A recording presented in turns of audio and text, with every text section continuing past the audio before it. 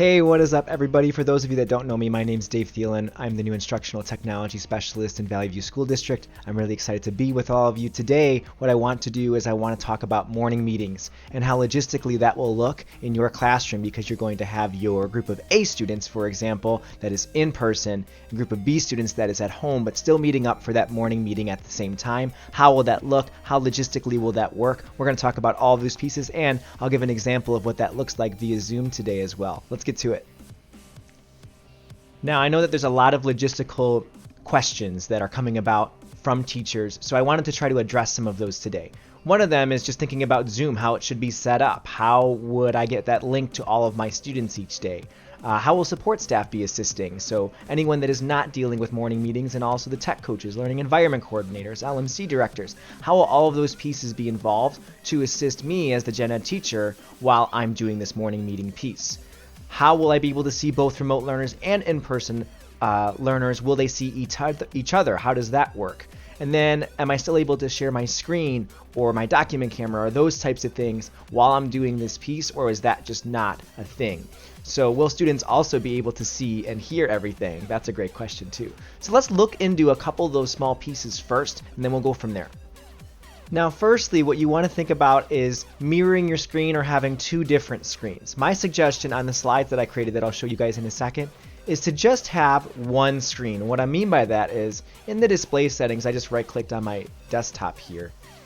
Right now, you can see I have two different screens that are going. So I have two different monitors that are looking at two different things. You could have that set up, and I know a lot of you are probably using that already when you're Zooming with your students and sharing another different screen. You could still do that, but if you think that that will be one extra moving piece and that stresses you out a bit, down underneath multiple displays, make sure you are set on duplicate these displays. That will mean whatever you're seeing on your computer screen, the students are also going to see. So whenever you're seeing all of your learners, all of your in-person kiddos are seeing those remote learners too. So it makes things very simple. If you've got two screens going, that just means you're going to have to move those learners around a little bit more often when you're sharing your screen. Move them back over here, then move them back over here, so that way everybody can see everyone. So it's just a couple extra little steps. If you want to use two screens and you're comfortable with that, you totally can. Otherwise, I would suggest using duplicate displays, so that way everyone sees everything.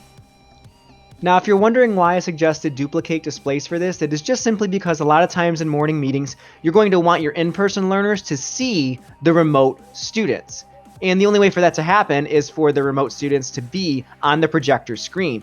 Now, you could still extend your displays and have multiple screens running and just have the Zoom screen on that projector screen. You could still do that. It would just take a little bit more practice in making sure all of your windows are in the right spot. So you can do it either way, but for those of you just starting out, maybe technology is a little bit intimidating for you, I might suggest duplicate displays in the beginning with your morning meetings until you get more acquainted with extending your displays.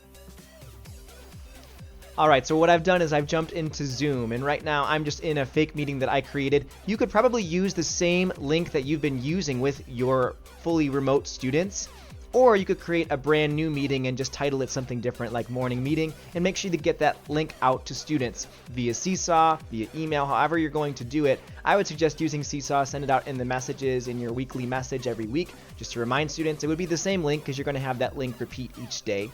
Or you could send it out into a Seesaw folder. I have another video talking about how to create folders. If you're unfamiliar, you could title that folder Zoom, put that link in there, and whenever students are looking for the link, they just click on the folder icon, click on Zoom, and bam, there it is. So a lot of different ways that you can get that link to students. One thing I would always suggest when you start your Zoom meeting is to test your speaker and audio. This is just good practice down at the bottom, right by the microphone. Now that you're plugged into your projector, there's probably some different things going on. So I always click this arrow next to the microphone and press test speaker and microphone. I can hear the sound. And check, I can see my microphone moving. So I am good to go with my sound settings. Now, before I go about starting my morning meeting and starting with my day, it's always good practice also to have all of those pieces open, just so that way I don't have to go searching for them. So if I was going to use this PowerPoint in my Zoom meeting, I would want to make sure that I have that open. I would go back into Zoom, share my screen here, and decide which screen I'm going to share. I have two screens going, so I would decide which one I want. I'm going to use screen 1. That's the screen that you guys are looking at. So when I press share, now I can see that I'm sharing my screen. The green box is around the entire screen, meaning that's what students see. and they can see this presentation even when I press present. The nice thing about sharing your full screen as well is if you go to another tab, then students can still see as you're swapping tabs. You can go to a totally different program, like if I had something in PowerPoint. I could do that as well, and I would never have to stop my screen share. One other thing to keep note of is if you are sharing a video, you want to make sure that you share your screen sound so that way your in-person learners can hear and so can your remote learners. If you don't press the box in the beginning, I can show you where that's at. When I press share screen, I should have checked this box down at the bottom that says share computer sound, but let's say that I forgot. Is there another way? Yeah. Up at the top where it says more, there's a share computer sound button right there too. If I click here, now I'm sharing my computer sound. Any sound that rolls through my computer will be sent out to the remote learners as well. Now, I'm sure you're wondering if you could use your document camera as well during your morning meetings if you chose to, and the answer is yes, as long as it has a USB slot to connect to your computer rather than an HDMI slot, because remember, your HDMI slot is already being used for your projector screen or your second monitor.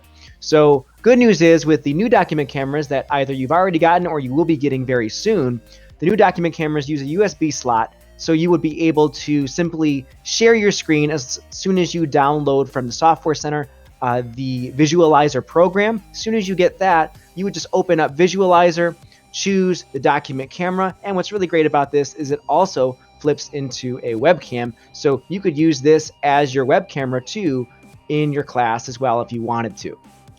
If you're more curious about the document camera and exactly how to set that up, go ahead and click in the top right corner of this video, and that will take you to our video of it really instructing step-by-step how to work that IPEVO camera.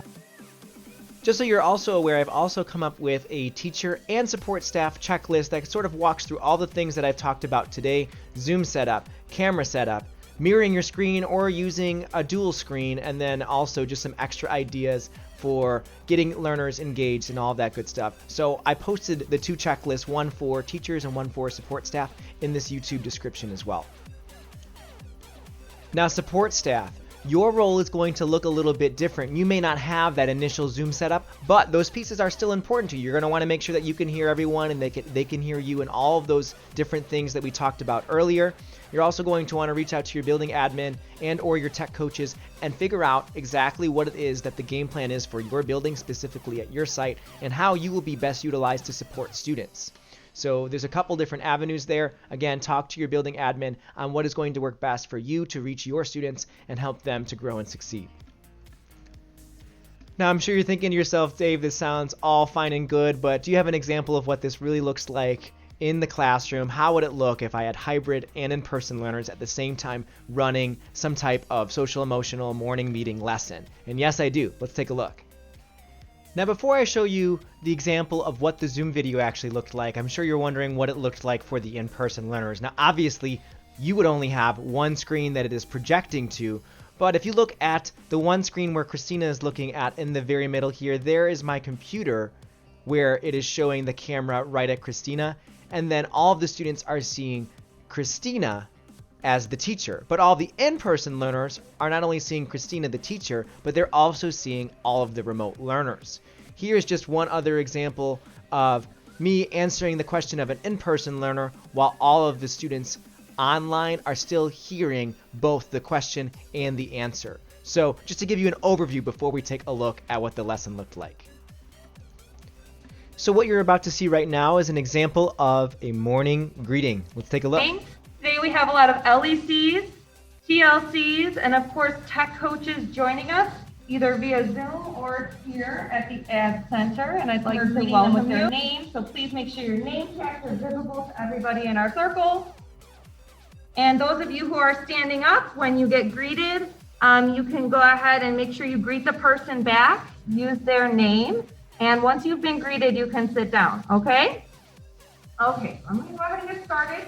We're gonna greet everybody here in person first, and then the students on Zoom are gonna go ahead and participate in the greeting, okay? All right, good morning, Caitlin, or good afternoon, Caitlin.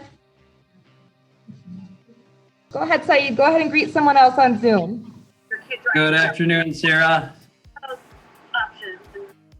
Good afternoon, Saeed. Good afternoon, Erica. Drives me nuts. You have to put right lemon juice. Good afternoon, Sarah. Good afternoon, Serena.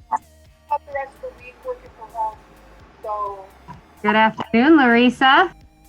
So that was just one example of a morning meeting greeting where students are just saying hello to one another, using each other's names, and just getting each other to smile to start off the day on the right foot. Obviously, this could be modified in a lot of different ways. If students don't have a functioning microphone, maybe they could just do a wave back instead. Those types of things can definitely be modified, but the idea is using each other's names and getting to know one another a little bit better each day.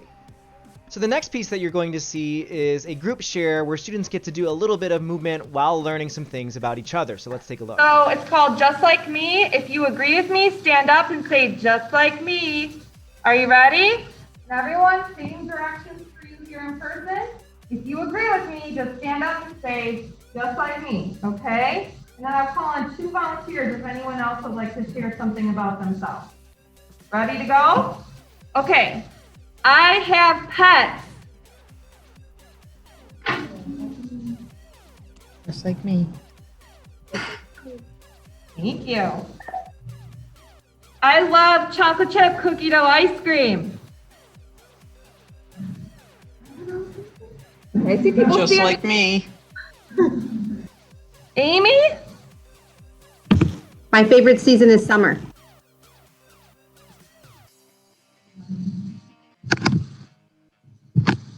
Thanks, Amy. So here we saw an example called Just Like Me, where students are getting up and active, just sharing some things, and once they heard a couple things modeled by the teacher then gave a few students a chance to share some things about them, where other students could say, just like me, if that's something that they had in Now we common. are going to work on our activity for the day, and I'm really excited about this one. This is something we've been talking about for a really long time. I have something to show everybody from our classroom here. It's our poster from Second Step. And we are going to be doing a little dance today. So just to sum up what happened in the rest of our lesson, Christina went through and modeled the poster, modeled what each one of the movements were that were going to be taking place in the song. We then shared our screen, showed that video, made sure that the sound was shared as well so that way the remote learners could hear, and then the students at home and in person were able to stand and model and sing along to the song. Make sure the remote learners, though, are muted when a song is playing. Otherwise, if they start talking or singing along and they're not muted, it's going to cut into the video, and then students in person won't be able to hear. So just make sure everyone's muted when the video is playing. Lesson learned. With that, that's all that I have for us today. I hope that this was helpful in showing you guys how simple morning meetings can be with a little bit of practice and a little bit of the logistical side taken care of on the front end. I wish you guys all the best with your morning meetings.